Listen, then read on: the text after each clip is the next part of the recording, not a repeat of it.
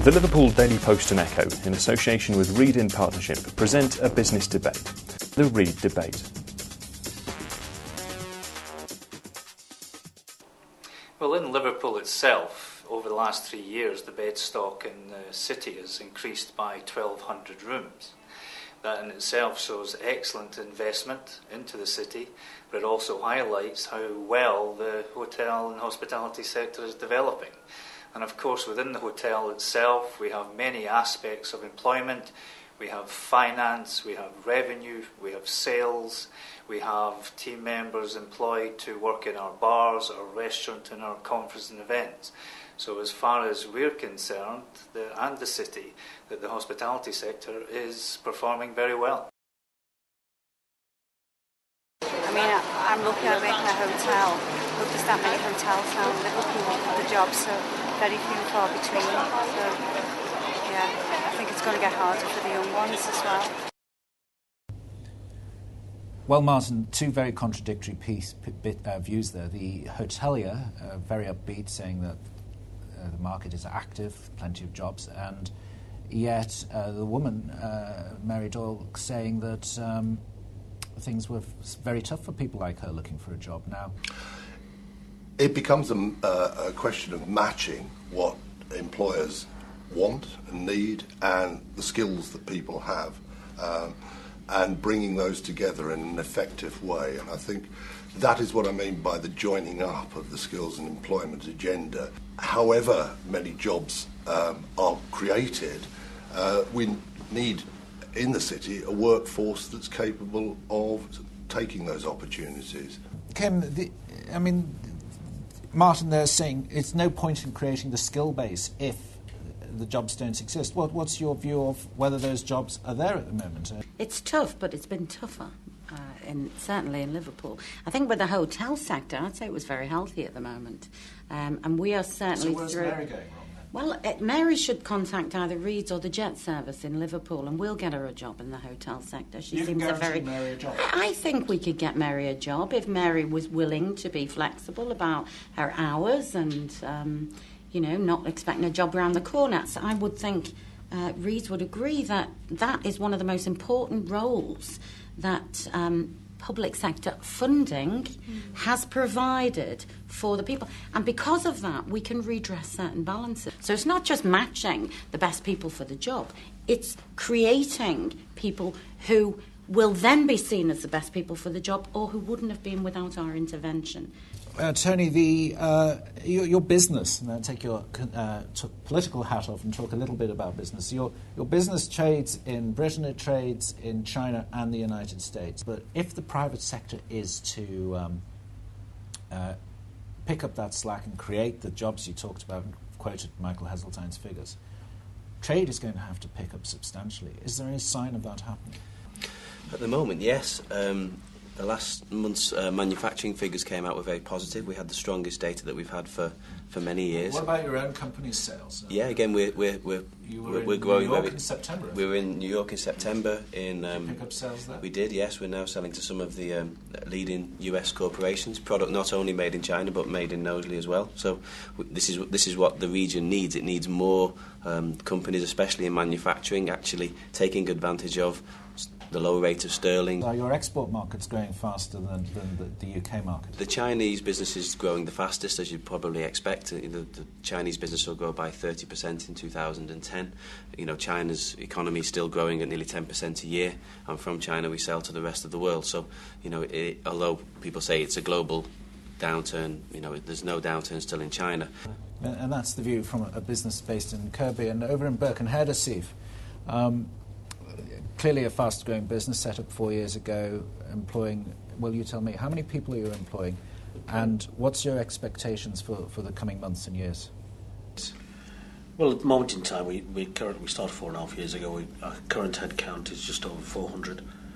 Our expectations, really, I think, with the current climate the way it is, I can actually see our industry sector being one of the big growth areas. And I think coming back to the question earlier about the training and the skills people need, I think what we need to look at as an entity, and I think from a government or a training point of view, is to make sure we look at where our growth areas are of business and train people according to where our growth areas are. So that could actually, the cuts and the need to save money could represent an opportunity for a business like yours.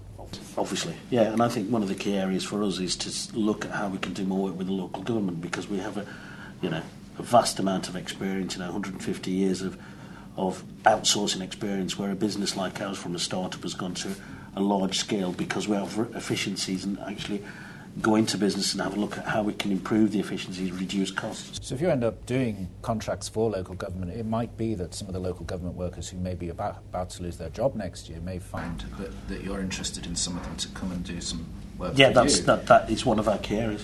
Right. And what sort of person would you be looking for when they walk through the door? I mean, give us a couple of examples of the characteristics you'd be I think that one of the key areas, and I think was touched earlier, I think in today's industry, flexibility is a key area. Martin, well, I mean, is that your job, Martin, is to help people who perhaps don't have quite all the skill sets or the values or the attitudes to work? Very much so. We would be working with people not just on their skills, but as you say, on their attitude. Is there a key sort of characteristic that is typically missing? I think one often finds in areas of extreme deprivation, and there are one or two within the city here, an attitude, generational unemployment may be a factor, benefit dependency, certainly a factor in some cases, and it is about changing people's values, working with them to see broader opportunities within their own communities, and working with them in that way. Because, Tony, this is something that the Conservatives are very keen to do. Your party is taking the opportunity of this recession to fundamentally restructure the employment market in the UK. I wouldn't necessarily agree with that, Bill. I think it's important for everybody, whether they're on welfare or not on welfare. What the Conservative Party want to see is everybody, given the opportunity to actually, help themselves get off welfare, give people the chance to do that. It's also very important that benefit dependency doesn't become a lifestyle choice.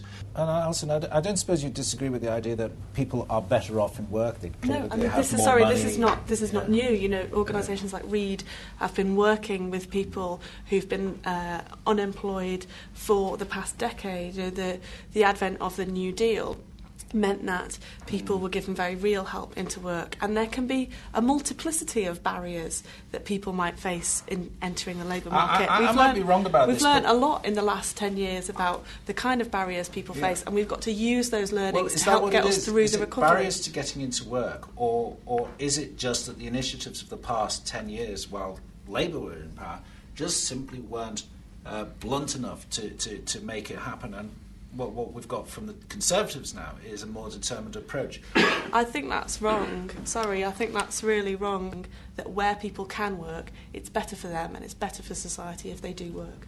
Let's take a few more views from people in business and in the jobs market. Well, for us, it's been quite good.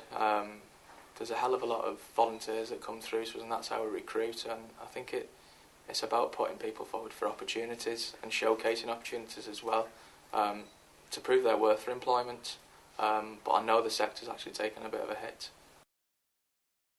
Well, I work in the public sector, and obviously it's a concern for me. But again, I feel this is going to be the next financial year that when things will start to bite and we will realise the level of the cuts that are going to be necessary.